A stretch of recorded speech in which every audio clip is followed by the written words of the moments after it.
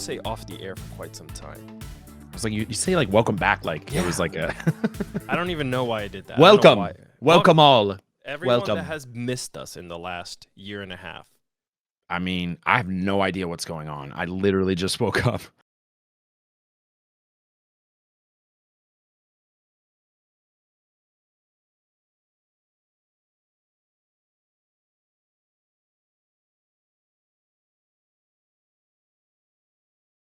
At 2020. We were just kind of talking about Power Rangers, and it was very specific to things, but the fandom goes way beyond that and the things that we like. And I mean, you can look behind me, there's lots of random stuff that I didn't talk about before, but and I've got Batman on my arm, and then I've got horror stuff on this side. Like it's kind of all over the place, the stuff that we like. So we were like, hey, we're not busy enough as it is, so let's sit down and talk about everything that's going on in the world right now, all the pop culture stuff, like the Batman. So you saw the Batman? Obviously, I did. I think all 3 hours of it. All 3 hours. Batman. Legend has it I'm still watching it. He has not left the theater. He's actually doing this from the theater. He's green screening in. We've told the story of Batman so many times in so many different ways, right? Since we were kids, since '89, we've seen two different trilogies. What is your thought on this new installment of The Batman? I hear, what is it? This is supposed to be more like the year one Batman. Esque. A little after that. I think we're allowed to speak about it because how spoilery am I supposed to get here? Like, do you want me to just give you my? The movie's been out for way longer than a week by this point. So, all right. Spoiler alert. Flash those spoiler alerts. Okay, so here's the thing. You said that we've seen Batman in numerous things, whatever. I feel like we've seen the same storyline over and over and over and over and over again. It's always been his origin story, how he got there. Then it kind of turned into how he got there, real world applications. And then when I was a kid reading Detective Comics, and everybody's different, whatever story they read. I love the detective side of Batman. I also loved how dark the Batman comics were. So it always confused me when people was like, "Oh, this Batman movie is so dark." This Batman was like, "No, because that's what it is, you asshole." Like, that's what Batman is like. So I will say this: going into this movie. And I've said this before, I'm not a big Pattinson fan.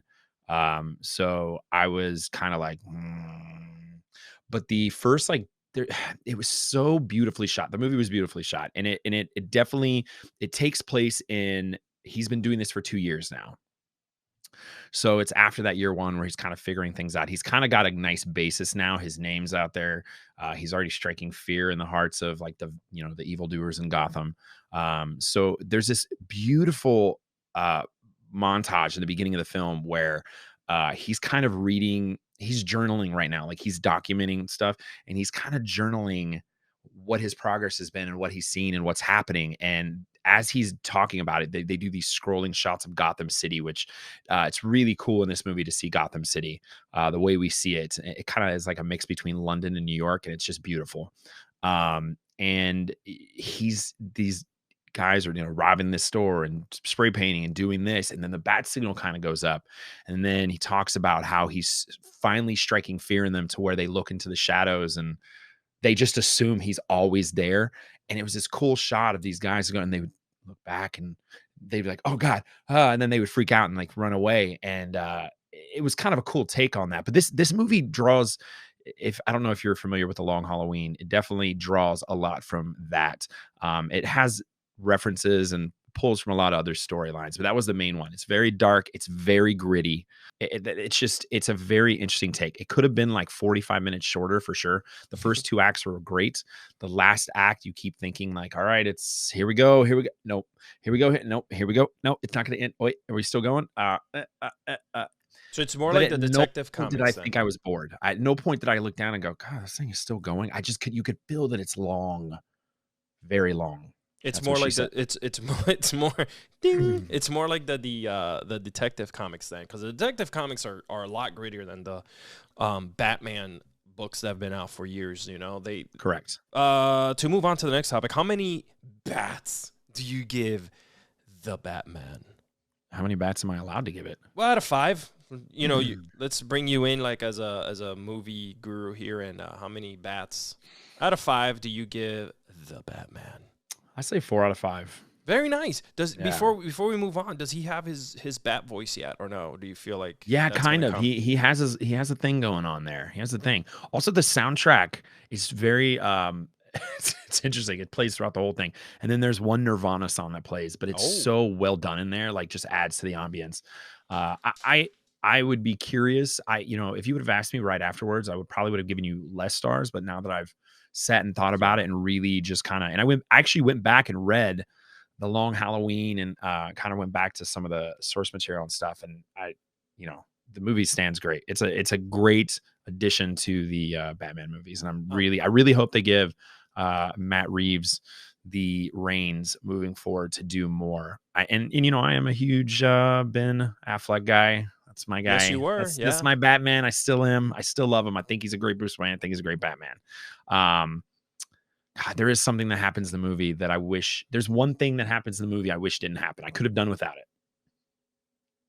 Spoiler alert. It's one thing. And this is why he gave it 4, guys. Yeah, this is not why I gave it 4, but this is one of those things I could have done. There's a small, tiny Joker cameo that happens in Arkham. We get Batman in Arkham and Riddler's there, and he's in a cell next to Joker. And it's just kind of one of those scenes where I'm like, you know what? I'm cool not seeing the Joker in this. Like, if you don't add the Joker into this universe for a while, I'm okay with it. I don't need to see the Joker. Moving on here with Mr. Romero giving it 4 bats. Disney Plus. Let's jump right over to the Marvel side here. We're fans of all of it. You have Disney outside of the United States already started adding more adult-like television shows to their programming. And I believe that they are starting to do that and roll it out here soon. I know March 16th, they're going to be putting out all of the MCU shows that we saw on Netflix, like Daredevil, Luke Cage, Iron Fist, Jessica Jones, Defenders, which we thought were going to die. Like, we literally, there was a period of time a while ago where we thought that when they were done producing them and Disney's like, we're doing this X, Y, and Z, and we got the rights to these, they were like, we're never going to see these again. And I went back and watched Daredevil.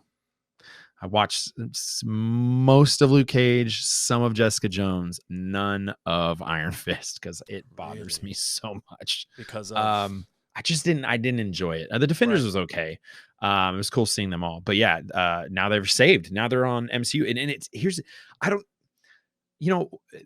That makes the most amount of sense for Disney Plus to pick them up. What's interesting is that's not the only thing they're picking up. Like, even overseas, now they have WWE content as well, which is so random in the grand scope of things, like Disney having wrestling on there. So, like, I'll be curious to see in 2 years from now where Disney Plus goes, like what's actually on that streaming service, because we all know like network TV is one thing, but like the streaming battles are huge. And right now, sports and nerddom, man, that's where it's at. Do you have off the top of your head, is there a specific MCU show that you would like outside of what's already came out from Hawkeye and all that stuff on Disney Plus? Is there a specific hero or story that you want Disney Plus to pick up and go with?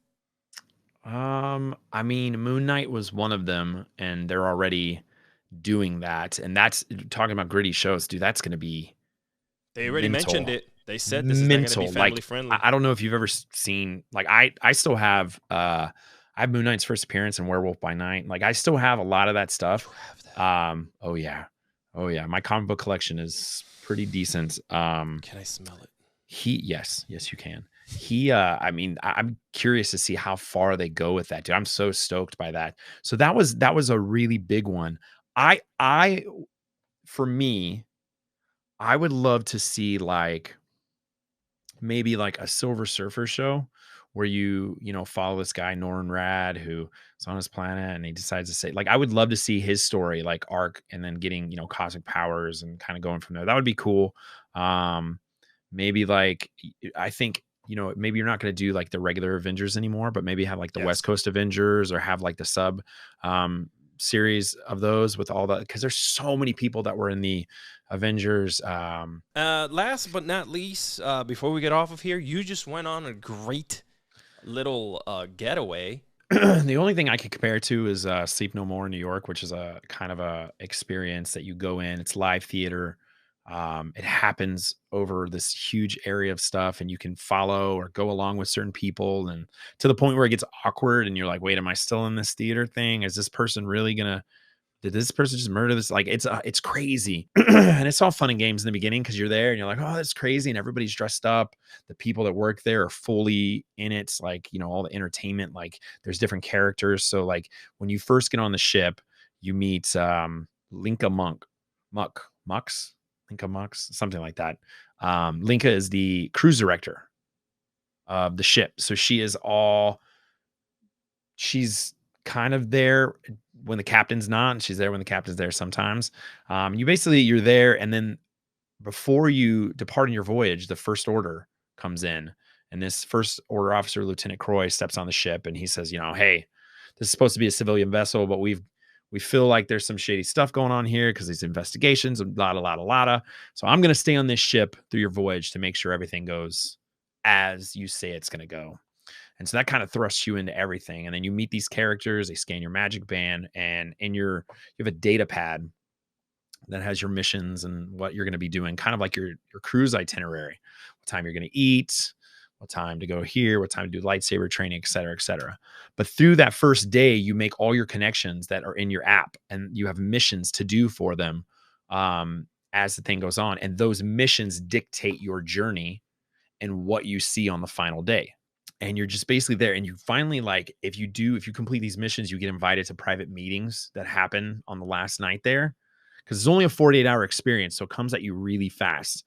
And so then you get back on the ship. We had like a photo session with a photographer, which I highly recommend because the photos turned out great. Nice. And you have your dinners. There's a performer named Gaia on the ship, and she is wonderful. The performance was wonderful, but there's other characters too, so I didn't interact with all of them. SK620 is the robot that's going on the ship, kind of like your I'd say it would be your R2D2, if you would, Right. if you're making a reference to anything. And then you have Sammy, which is kind of your like unlikely hero, kind of like your Luke of the story. And then Gaia's the performer. Wraith Cole is Gaia's manager, but he's also like kind of shady smuggler going on, but we don't know what his purpose is. So like I didn't do anything with Wraith or Sammy or SK, but I did help the cruise director, the captain, and I helped Lieutenant Croy. So all the stuff I did was kind of almost counteracting each other. So like I would sabotage something and then I would also do it. So it was kind of going back and forth. But I got to go into this stuff. There's a cool, unique Jedi experience that happens if you get it. If you go down the right path and you get it. And then there's cool sabotaging things. There's a cool TIE fighter thing that happens where you're shooting them out of the sky from the bridge with the captain. So that's freaking awesome. Like there's just all these moments. And there's a moment where I was sitting down in the Cantina bar and the Cantina band song came on, and I'm sitting there and there's Mandalorians, there's a Twi'lek, there's stormtroopers in there, there's some Jedi, some smugglers, there's backhanded deals going on in there. And I'm looking around, I'm like, literally, I am in every Star Wars movie or TV show I've ever seen. And I'm sitting in the middle of it right now. And it was just insane. Like it was insane. You also have a droid in your room that you can interact. You need to scan and interact with that droid as much as you can, because that'll further your story as well. Sarah, she was a travel agent actually that helped us book everything, and she was fantastic. Everything that got booked and everything that got done.